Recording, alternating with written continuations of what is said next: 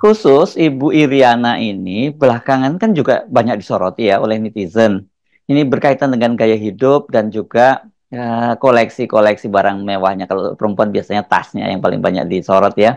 Dan banyak sih yang terkejut ketika mendapati Ibu Iriana itu sama dengan anak-anak dan menantunya yang juga bergaya hidup mewah, tidak sederhana seperti yang selama ini dicitrakan oleh suaminya yakni Jokowi.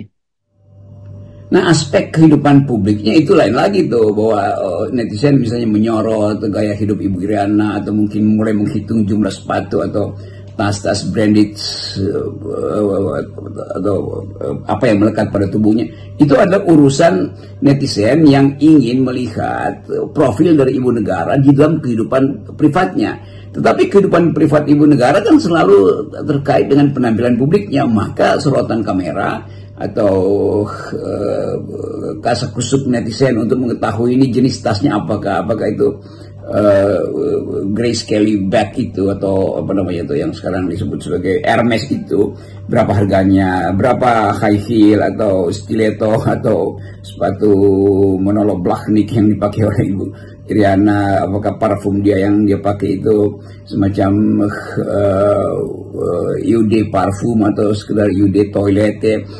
Dan semua itu kan menunjukkan bagaimana netizen peduli pada penampilan publik Ibu Iriana. Jadi kalau ada kritik pada keluarga presiden, tentu kritik karena penampilan publiknya tuh, bukan kritik pada aspek pribadi mereka tuh, termasuk pribadi Ibu Iriana.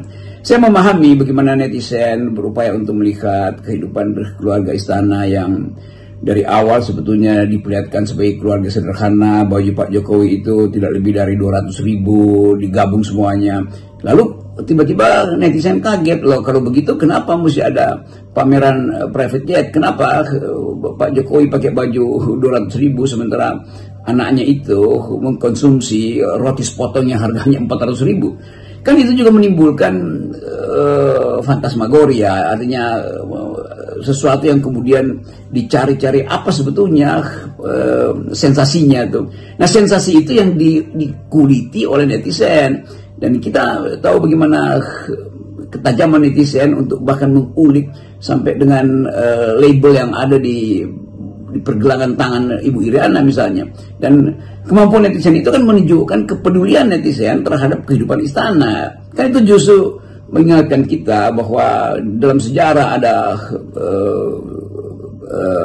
Ratu Prancis, kemudian ada istri-istri mantan presiden yang hidup mewah, Imelda Marcos, di Argentina ada Evita Peron segala macam itu. Tapi semua itu sekedar peralatan netizen untuk kuriositasnya itu terpenuhi itu, bahwa kemudian itu terhubung dengan kritik terhadap gaya hidup mewah, yaitu adalah konsekuensi dari tadi penampilan publik seorang ibu negara.